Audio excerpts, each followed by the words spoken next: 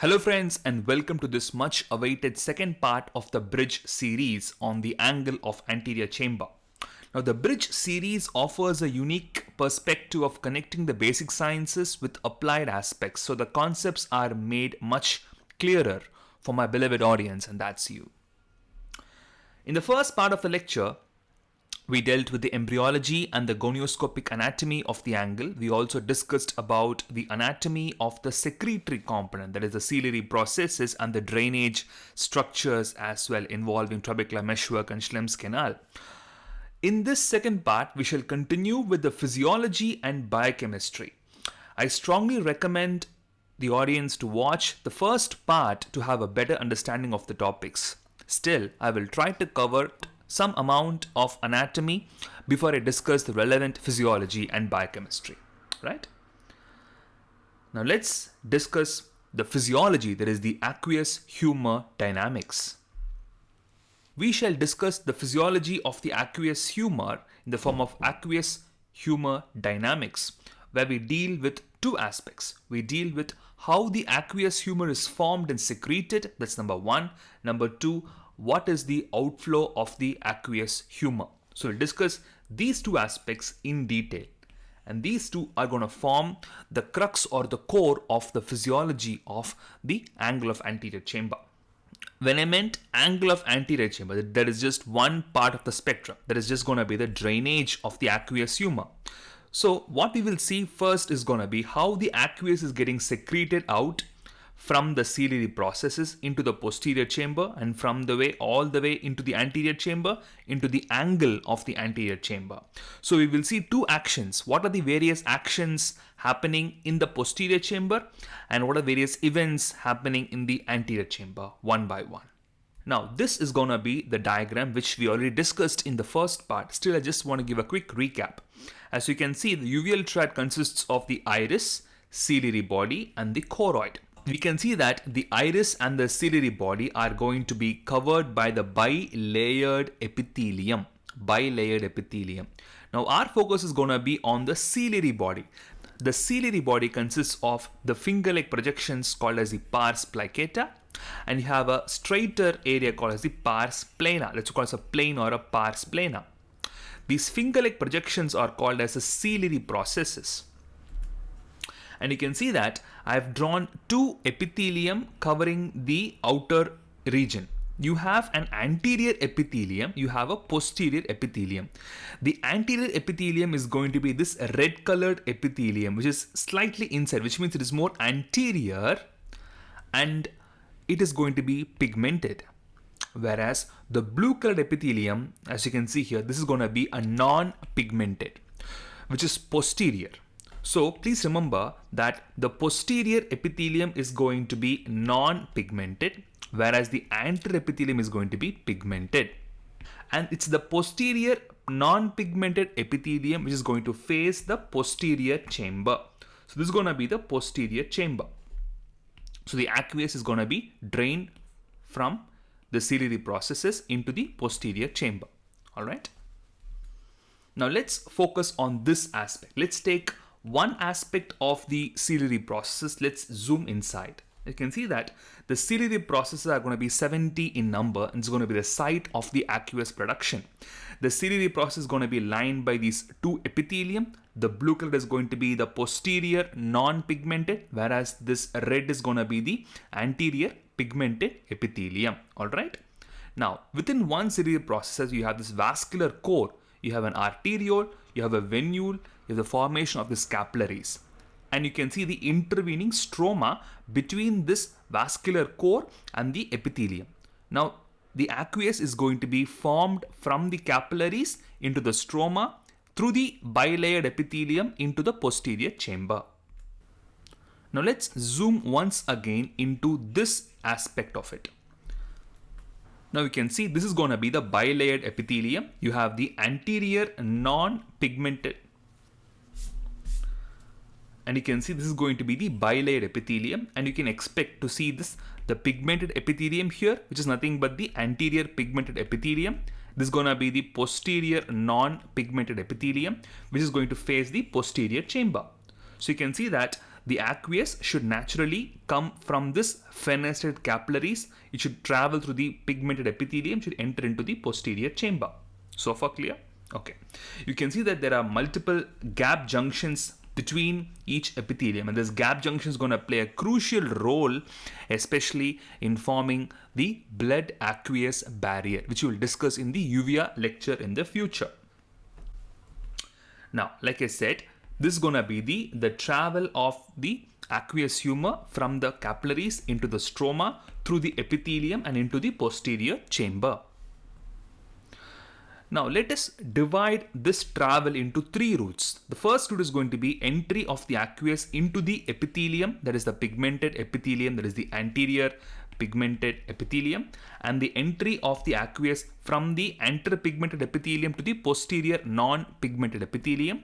Finally, it's going to be third route is from the non-pigmented into the posterior chamber.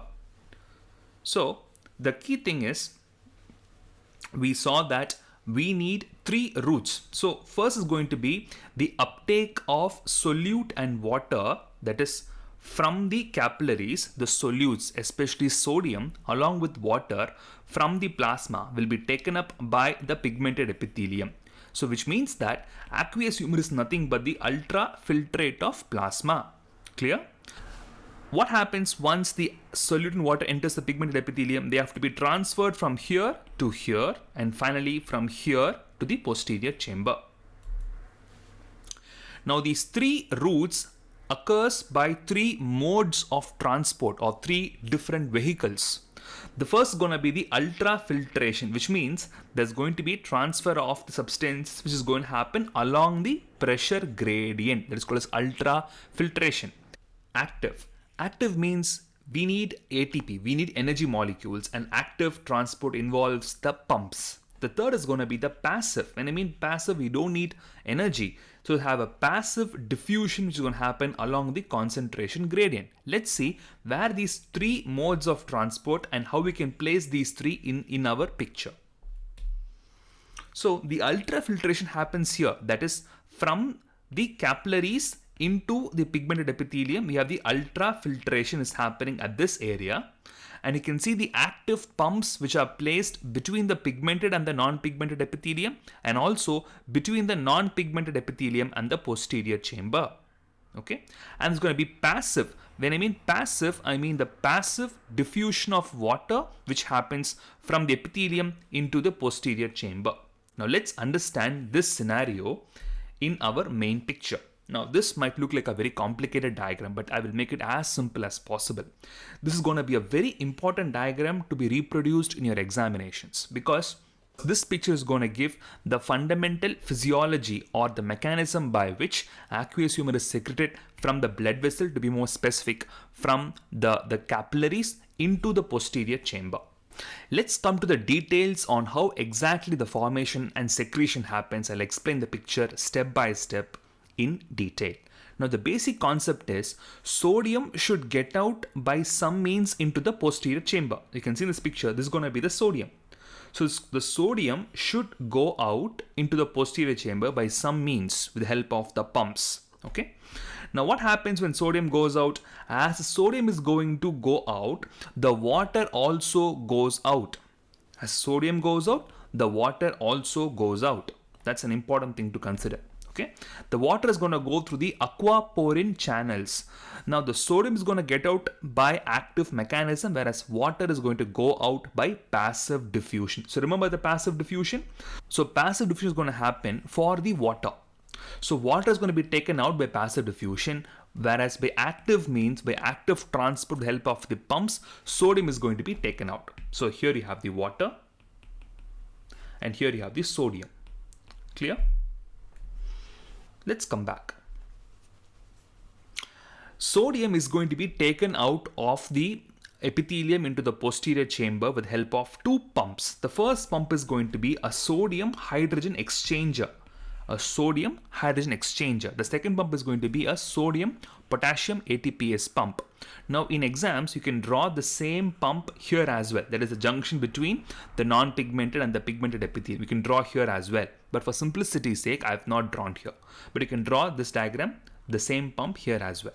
Sodium potassium ATPase pump is going to help in taking out the sodium. That's one thing. Second is going to be the sodium hydrogen exchanger. Now understand this. Sodium is going to go out, and this active mechanism, this pump requires ATP, and this pump is going to be facilitated, is going to be stimulated by the beta adrenergic receptor. So on beta stimulation, you have activation of this pump, therefore sodium is going to go out. So as sodium goes out, water also gets out, you have aqueous forming. For sodium to go out, we need sodium in the epithelium, and sodium in the epithelium will be exchanged with H plus ions at this area, that is between the stroma and between the non-pigmented epithelium, right? So we need to generate H plus ions. That is going to be the key. Only if H plus ions are generated, only then they can be exchanged with the sodium here. Clear? Now, how H plus ions are generated? They're generated by this mechanism happening here. The carbon dioxide combines with water to form HCO3 and H plus ions. This is a significant reaction happening in the epithelium, and this reaction is being catalyzed by the enzyme called as carbonic anhydrase. Carbonic anhydrase.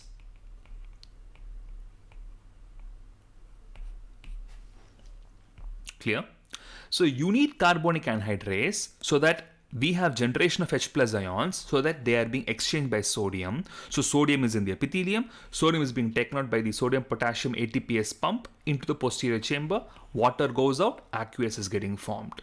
So now I hope I've made things clear for you on how aqueous humor is generated. So very simple, easy to understand. So to summarize, you have two pumps, sodium potassium ATPase pump and you have the sodium hydrogen exchanger. And remember, sodium moves out, water moves out, and also understand the reaction or the importance of the carbonic anhydrase which is happening here, which is catalyzing the reaction, thereby generating H plus ions. Now let's put our pharmacology into this aspect. I said that you need beta stimulation to activate the sodium potassium ATPase pump, right? So what happens in glaucoma? There's going to be more of aqueous humor, which is causing the increase in intraocular pressure. So the rise in intraocular pressure can be either because of lack of drainage, or there can be more secretion. So to control the intraocular pressure, there are going to be three important drugs which are going to help us to reduce the intraocular pressure by reducing the secretion or reducing the formation of the aqueous humor. So first is here the beta blocker, which happens here. Now as I said, the beta stimulation is going to activate the sodium potassium ATPase pump. So when beta is blocked, you have a beta blocker. For example, a timolol is going to come and act here. What happens? This pump is not going to work properly, so sodium doesn't go out. Sodium doesn't go out, water does not go out, so reduced aqueous secretion. Secondly, I said you have this very important enzyme called as the carbonic anhydrase. Now when you're going to give a carbonic anhydrase inhibitor, that is going to inhibit this reaction. Therefore, there is no generation of H plus ions. So H plus ions are not going to be exchanged with sodium. So there is no sodium here, which means there is no sodium to go out. So water doesn't go out, reduced aqueous secretion. The final is going to be the alpha agonists. This alpha receptor is going to be situated on the blood vessels here. You have stimulation of alpha. When you have an alpha agonist stimulating, that is going to cause vasoconstriction. The vasoconstriction is going to reduce the blood flow to the ciliary body. Therefore, there is not going to be much of the secretion is going to happen from the blood vessels. So because of vasoconstriction, there's going to be reduced solutes and water getting out of the blood vessel. Therefore, there's going to be reduced secretion of aqueous humor overall. So to summarize, you have the A, B, C, the alpha agonists, beta blockers and carbonic anhydrase inhibitors, which are going to lead on to reduced production of aqueous humor. And how they act? The alpha agonists are going to act on the alpha 2 receptors, thereby reducing the ciliary body blood flow. The beta blockers are going to block the sodium potassium ATPase pump, and carbonic anhydrase inhibitors are going to inhibit carbonic anhydrase, thereby leading on to reduced H plus ions. So what are the important anti-glaucoma medications in each category? Bromodin is going to be one of the drugs which are going to be alpha agonists. Timolol is an example for the beta blockers. Acetazolamide and dorzolamide are going to be the important carbonic anhydrase inhibitors. Okay, so far we have discussed about the secretion aspect. We saw how aqueous is getting secreted from the ciliary processes into the posterior chamber. To be more precise, from the blood vessels here to the stroma, to the epithelium, and into the posterior chamber. So we discussed about this aspect, and also we discussed about the various drugs acting at this area, which leads to reduced secretion of aqueous humor as well. I just want to talk about an important applied aspect here. Now, as I said, the aqueous humor is going to be secreted into the posterior chamber, and they're going to go into the anterior chamber through the pupil. So there's going to be a space between the iris and the lens so that the aqueous can go through the pupil into the anterior chamber, thereby draining into the angle of the anterior chamber, that is trabecular meshwork and Schlemm's canal. Now what happens here, due to some mechanisms, there is going to be a block of this pupil, what you call as a pupillary block. Can be any reasons, okay? We will discuss that in a minute. So pupillary block is going to happen. What happens when there's going to be a pupil block? There's going to be accumulation of the aqueous humor within the posterior chamber. So what happens eventually, there is going to be this bowing of the iris forward, leading on to what we call as iris bombay. Okay, iris bombay, because of the intense increased aqueous humor in the posterior chamber, leading on to forward bowing of the iris.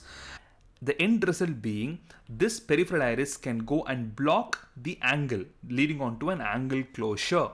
So this angle is getting closed because of the pupil getting blocked.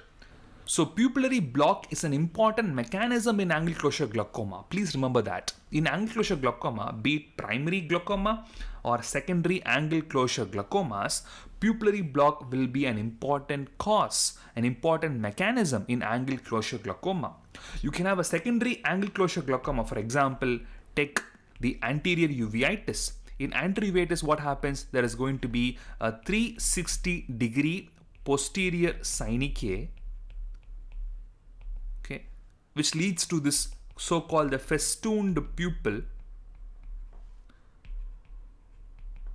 So because of this 360-degree festooned pupil, what we call as the seclusion pupillae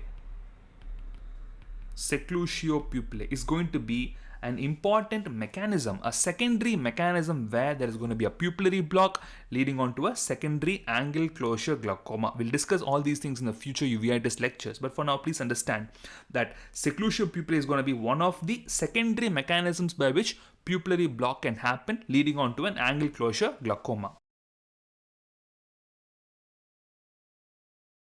The primary angle closure glaucoma can happen because of, again, multiple reasons.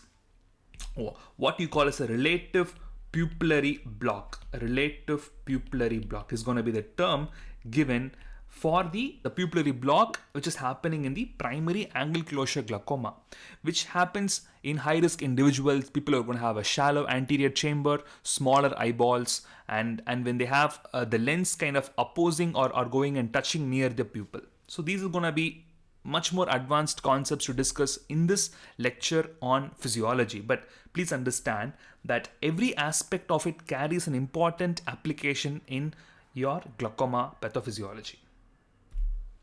Now coming back, we saw the importance of the pupil, and now let's shift our action into the anterior chamber. So you have taken this journey from the ciliary processes into the posterior chamber, then through the pupil. Now let's discuss about the drainage which happens in the angle of anterior chamber. In part 1 of the lecture, we discussed about the 5 structures in the angle of the anterior chamber. So please recall the anatomy. From anterior to posterior, first going to be the Schwalbe's line. Then comes the trabecular meshwork, this purple colored. The trabecular meshwork is going to have the Schlemm's canal within that. The third is going to be the scleral spur. The fourth is going to be the ciliary body band.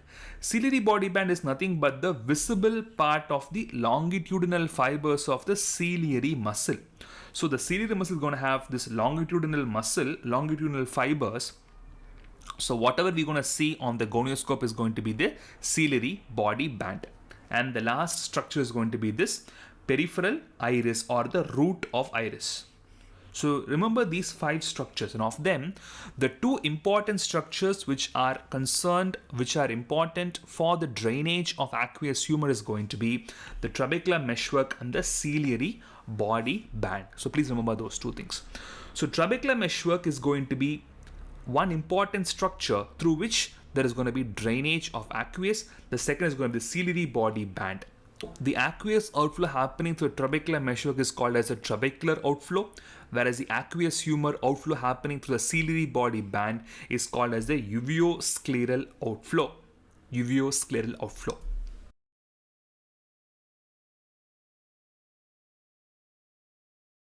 Trabecular outflow means the aqueous humor is going to go through the trabecular meshwork and from there into the Schlemm's canal. So you can see in this picture, this is going to be the darker or the thicker arrows indicate the trabecular outflow. From here into the trabecular meshwork, Schlemm's canal, all the way outside of the eye. Now let's take this journey. You can recall from the previous lecture in part 1, we discussed about the anatomy of the drainage aspect. That is the trabecular meshwork. We discussed the anatomy of the Schlemm's canal as well. But let's just quickly review. We know that the aqueous is going to go through the trabecular meshwork and then it's going to enter the Schlemm's canal by formation of vacuoles on the inner border or the inner margin of the Schlemm's canal. This is what we call as a vacuolation theory.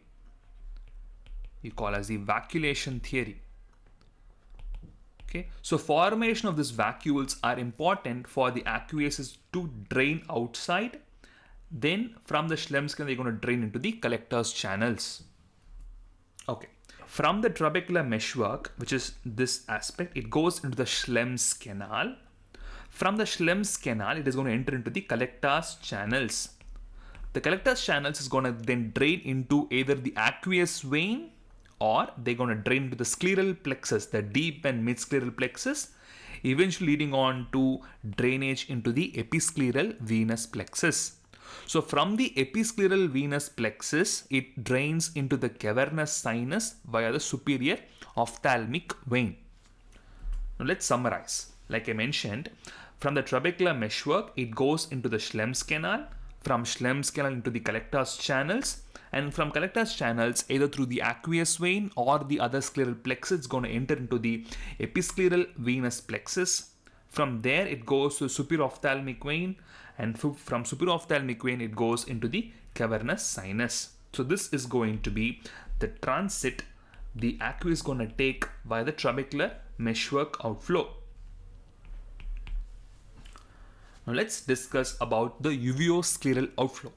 So uveoscleral outflow is going to be the situation where the aqueous humor is going to pass through the ciliary body band. Like I discussed, ciliary body band is nothing but the visible part of the longitudinal fibers of the ciliary muscle. So in essence, aqueous is going to go through the ciliary muscles of the ciliary body, and from there they're going to drain to the suprachoroidal space or supraciliary space. So in this picture, you can see that these thinner lines are going to represent the uveoscleral outflow. This thinner line. So it's going to go through the ciliary body band, which is nothing but through the ciliary muscles, eventually entering the suprachoroidal space.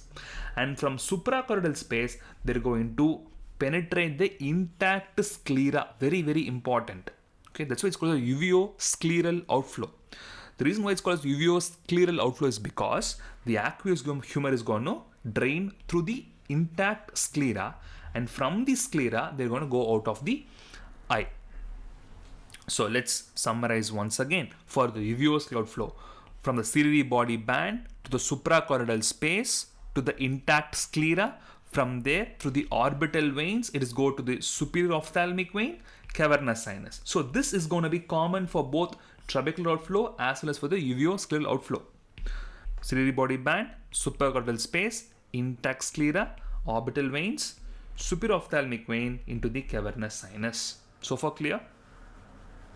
Now please reproduce this important flowchart in your exams, because this slide summarizes the concepts for both trabecular outflow as well as for the uveoscleral outflow. an important table differentiating both. The trabecular outflow is going to be a pressure sensitive, or it depends upon the intraocular pressure, whereas uveoscular outflow is going to be independent of intraocular pressure, what you call as a pressure insensitive. 80 to 90% of the aqueous outflow happens through the trabecular meshwork, hence we call the trabecular outflow as a conventional pathway. On the contrary, only 10 to 20% happens to the uveoscleral pathway. That's why we call it an unconventional outflow or unconventional pathway. Please remember that the trabecular outflow will be increased by pilocarpine. On the contrary, the uveoscular outflow will be reduced by pilocarpine. The important concepts of pilocarpine we will discuss in the third part of the lecture, that is on the pharmacology. So as the intraocular pressure is increasing, we can see that the conventional trabecular outflow is also getting increased. On the contrary, the uveoscleral outflow is going to be relatively undisturbed because of the rise in intraocular pressure. Now what happens when there's going to be a rise of the episcleral venous pressure? When you have some problem in this aspect, when you have a problem in the drainage at this area, from the episcleral veins to the superior ophthalmic vein to the cavernous sinus, there's going to be a rise in episcleral venous pressure, which is an important cause of rise in IOP. The three important conditions where you have a rise in episcleral venous pressure is going to be the thyroid eye disease, cavernous sinus thrombosis, and keratico-cavernous fistula. All these three conditions are going to cause proptosis. They're going to have bulging of the eyeballs, and you can see this classical chemosis, ballooning or edema of conjunctiva, along with you can see this typical corkscrew vessels which happens in the elevated episcleral venous pressures, which is most significant for keratico-cavernous fistula. So just a clinical implication of this. Also, a chronic rise in episcleral venous pressure leads on to accumulation of blood in the Schlemm's canal. This is the gonioscopic view which shows this blood-tinged Schlemm's canal. The importance of episcleral venous pressure is that for every 1 mm of rise in the EVP, there's going to be 1 mm of rise in the intraocular pressure, especially in the acute setting. So the normal value of the EVP is going to be 6 to 9 mm, whereas the normal value of IOP is going to be 10 to 20 mm of mercury, which we know that. Now this is explained by this important equation called as the Goldman's equation. So in exams they will ask you, what is this Goldman's equation? To put it simply, intraocular pressure is nothing but rate of aqueous formation divided by aqueous outflow facility plus episcleral venous pressure. Now we know that there is going to be a direct proportional relation between the IOP and the EVP. Now similarly, when you have more of aqueous formation, the rate of aqueous is going to be more, the formation is going to be more, there's going to be more of intraocular pressure. On the contrary, when you have outflow is going to be more, you have a reduced intraocular pressure, right? So this is going to be an inverse relationship between these two with the intraocular pressure. So this is going to be directly proportional, whereas this is going to be inversely proportional. So this PO, F, C and PV are going to be the terms or the letters assigned for these things. So more episcleral venous pressure, you have more intraocular pressure. When you have a reduced outflow, you have more of intraocular pressure. When you have more of formation, you have more of intraocular pressure. Clear? So with that, we finish the physiology aspect of the aqueous humor. Now let's quickly switch to biochemistry, which is much easier and simpler to understand. To understand the biochemistry of aqueous humor, it is important to know that we have cornea in front and we have lens at the back. So the concept is, wherever you have more sodium, you have more water there. That's why the aqueous humor is filled with sodium and water. For the same reason, you have reduced sodium in your cornea and your lens. So because of reduced sodium, you have reduced water. And that's why cornea and lens are going to be relatively dehydrated, which maintains the transparency. So the relative dehydration is going to be the reason why you have transparency or clear cornea and you have a clear lens. So any disturbance in this aspect, when you have more of water getting into both, leads to loss of transparency. So the aqueous humor is going to contain more of sodium, more of water, and not just that, they also have 3 Gs. The 3 Gs are going to be glucose, glutathione and growth factors. Glucose, we'll discuss that in a minute. Glutathione along with ascorbic acid are going to be an important protective factors of the aqueous humor. They're going to protect against oxidative damage of the cornea and the lens. The third G is going to be the growth factors, namely the transforming growth factor beta, the insulin-like growth factor 1, and the vascular endothelial growth factor. So these three growth factors are going to be there in the aqueous humor, which indicates that the ciliary epithelium, which is going to secrete the aqueous humor, could potentially have neuroendocrine property. And not just that, you also have oxygen and carbon dioxide in the aqueous humor as well, which is essential for the nutrition of these both structures. Now, what happens when you have more of glucose? When there's going to be more of glucose in the aqueous humor, that's going to lead on to glucose getting into the lens, where more of glucose is going to get converted into sorbitol. So more sorbitol, there's going to be more of concentration within the lens. Therefore, what happens? Water also gets inside. As water is going to get inside, there's going to lead to loss of transparency, leading on to metabolic cataract in diabetes mellitus, which we discussed in the lens lecture previously. So please go and watch that lecture to understand the mechanism by which glucose or diabetes is going to cause cataract.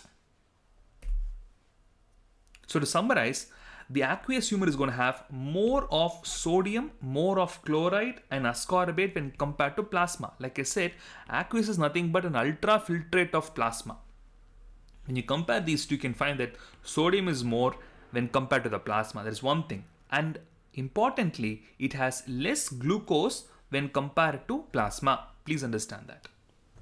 So what is the significance of oxygen? Like I discussed, oxygen will be more in case of an age-related vitreous degeneration, especially as old age progresses. The vitreous is going to get degenerated, leading on to more oxygen within the cavities. And more importantly, after the pars plana vitrectomy, again is going to be more of oxygen. So let me draw this picture. Here is going to be the lens. It's vitreous. Here you have the iris. It's going to be the anterior chamber. This is the cornea. Now, especially after vitrectomy or pars plana vitrectomy, when you're going to reduce, when you're going to eliminate the vitreous here, there's going to be more of oxygen here, which can go into the anterior chamber as well. And not just that, more of oxygen can lead to more oxidative damage. The more oxidative damage that can impact on the two structures, that's going to be the lens, leading on to cataract. And not just that, that can also impact on the angles, causing open angle glaucoma. So to summarize, we have discussed in this part two aspects. We saw how the aqueous getting secreted from the ciliary processes into the posterior chamber and how they're going to get drained into the angle of anterior chamber. So we discussed these two aspects, secretion and outflow, in the physiology aspect, and we discussed about the composition or the biochemistry later on. Now, what happens whenever you have an obstruction of this outflow, or when you have more of secretion here? There's going to be more of aqueous humor in these two areas. That is going to be in the anterior chamber and the posterior chamber, leading on to rise in intraocular pressure. This rise in intraocular pressure is going to cause an irreversible damage to the optic nerve, leading on to glaucoma. So in the third part of the lecture series, I'm going to discuss about the pharmacology aspects. We'll discuss about the various anti-glaucoma medications. I will try to review the 3 drugs what we discussed in this lecture. Plus, we'll discuss even more drugs in the third part. Thank you so much for your patient listening. Take care. Bye-bye.